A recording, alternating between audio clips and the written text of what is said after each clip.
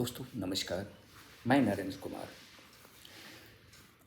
आज हम विश्व की सबसे बड़ी और ज्वलंत समस्या भूखमरी की समस्या पर बात करेंगे।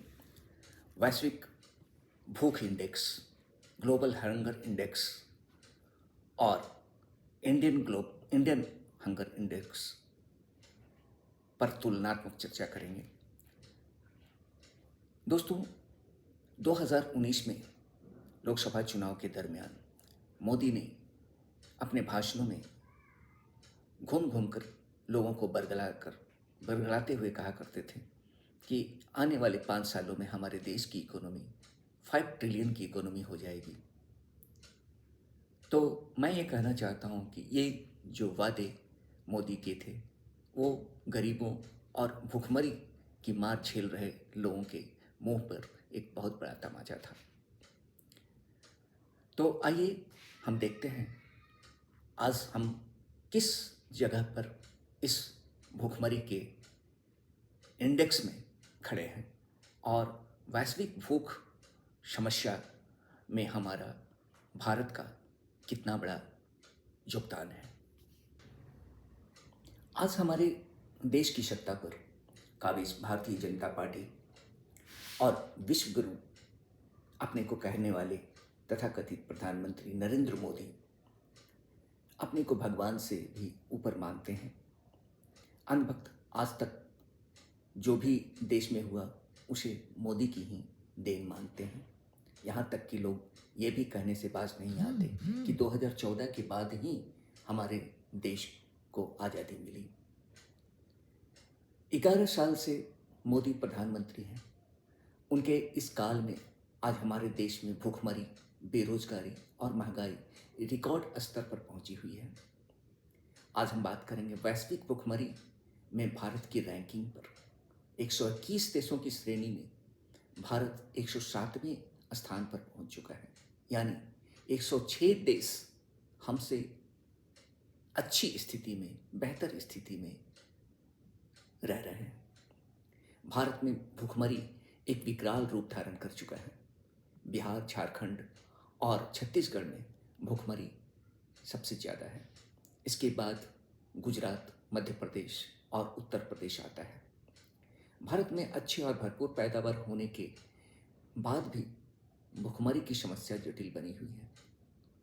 इसके कारणों पर यदि हम नज़र डालें तो लगता है कि हमारे देश में बढ़ते पूंजीवाद, अव्यवस्थित लोकतंत्र और भ्रष्टाचार मुख्य कारण है। 11 सालों में सभी लोकतांत्रिक शक्तियों को कब्जे में लेकर देश की संपदा को चंद पूंजीपतियों के हाथों सौंपने की प्रक्रिया ही समाज में असंतुलन की स्थिति पैदा कर दिया है। आज गरीब भूखमरी की ओर बढ़ रहा है, वहीं अमीर और भी अमीर होता जा रहा है। गरीबी और मध्यम वर्गीय श्रेणी में जी रहे लोगों पर डायरेक्ट और इनडायरेक्ट टैक्स भी भूखमरी का एक कारण बढ़ता चला जा रहा है। अमीरों के टैक्स में छूट और गरीबों के ऊपर में ज़्यादा से ज़्यादा टैक्स। पूरे विश्व में आम आदमियों से वसूले जाने वाले टैक्स भारत में सबसे ज़्यादा है। कोविड-19 और देश में लगाए गए आकस्मिक लॉकडाउन ने करोड़ों लोगों की नौकरियां छीन ली। लोग भूखमरी का शिकार होते चले गए। आज भारत ग्लोबल हंगर इंडेक्स में 27.3 पर आ चुका है। आज भारत का ग्लोबल हंगर इंडेक्स 27.3 पर आ चुका है, जो बांग्लादेश के 20% से भी बदतर हालात में पहुंच चुका है। मनमोहन सिंह ने 2008 में भारत की वैश्विक भूखमरी सूचकांक को देखते हुए मनरेगा और भोजन का अधिकार जैसी स्कीमें लेकर आए थे, जिसे उन्होंने 14 करोड़ लोगों को गरीबी और भूखमरी से बाहर निकाला था। मनमोहन सरकार के समय भूखमरी के शिकार बच्चों के लिए सरकारी स्कूलों में मिड डे मील की शुरुआत की गई थी, जिससे बच्चों के शिक्षा के स्तर में भी सुधार देखा गया था। आज भी मिड डे मील चल रही है, लेकिन आज मोदी काल में भ्रष्टाचार की लपटें इतनी दूर तक फैल चुकी है कि बच्चों के फ्री में मिलने वाले भोजन मिड डे मील के लिए आवंटित राशि की लूट खुलकर हो रही है। दाल की जगह गर्म पानी में हल्दी मिलाकर परोसा जा रहा है। बच्चों को नमक और रोटी खिलाया जा रहा है और इन मुद्दों को उठाने वाले रिपोर्टरों, प्रकाशकों, अखबारों को छापने वाले लोगों को पुलिसिया दमन का शिकार होना पड़ रहा है। सरकार की बदनीति चुनाव के ठीक पहले वोट की खातिर खासकर महिलाओं को विभिन्न योजनाओं का नाम देकर नगद रुपये बांटकर वोटों को प्रभावित कर अपने पक्ष में जीत हासिल करने का काम कर रही है। यही वजह है कि भाजपा लगातार चुनाव जीतती चली जा रही है, जिसकी वजह से अन्य जन कल्याणकारी योजनाएं जो हमारे देश में हैं उन्हें धन मुहैया फंडिंग नहीं किया जा रहा है। इस तरह से जहां डबल इंजन की सरकार है, भ्रष्टाचार चरम सीमा पर पहुंच चुका है। विश्व हंगर इंडेक्स ही भारत में गरीबी भुखमरी की तस्वीर को विश्व के पटल पर साफ दिखा देती है। मोदी और उसके अंधभक्त विश्व गुरु और 5 ट्रिलियन इकोनॉमी का नैरेटिव चलाकर देशवासियों के आंखों में धूल झोंकने का काम बखूबी करते चले आ रहे हैं। वैश्विक भुखमरी आज पूरे देश में एक सोचनीय मुद्दा बना हुआ है। पिछले सालों में इजराइल पैलेस्टीन युद्ध, रूस और यूक्रेन युद्ध ने भी वैश्विक भुखमरी सूचकांक को बढ़ाया है। भारत 27.3% के गरीबी भुखमरी दर के साथ पाकिस्तान और अफगानिस्तान की गंभीर श्रेणी में आ खड़ा हुआ है।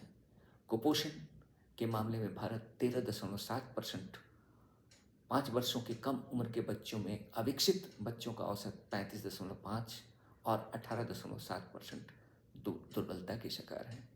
तो ये स्थिति है हमारे देश में, जहां मनमोहन सिंह ने अपने शासनकाल में इस भुखमरी और गरीबी को देखते हुए भोजन का अधिकार लेकर आए थे और काफ़ी प्रयास किए गए थे लोगों को भुखमरी के इजाद से बाहर निकालने के। लेकिन आज हमारा विश्व गुरु 1,40,000 रुपये की घड़ी लगाने वाला प्रधानमंत्री, 14 करोड़ की गाड़ियों में घूमने वाला प्रधानमंत्री की नज़र इन सिसकते शिशुओं, गरीबों की ओर नहीं जा पा रही है। उल्टा गरीबी को छुपाने के लिए जब ट्रंप भारत आए थे और गुजरात का विजिट कर रहे थे, तब गरीबों को चादरों से ढक दिया गया था ताकि ट्रंप की नज़र उन गरीबों के ऊपर ना पड़े, क्योंकि अमेरिका इन गरीबों को गरीबी से बाहर करने के लिए बहुत सारे एड्स दिया करता है, जिसे मोदी अपने चुनावी हथकंडों में इस्तेमाल करने का काम किया करते हैं। अभी हाल में ही एक रिपोर्ट आई है जिसमें ये कहा गया है कि चुनाव के वोटिंग परसेंटेज को बढ़ाने के लिए 21 अरब डॉलर का एड भारत को दिया गया।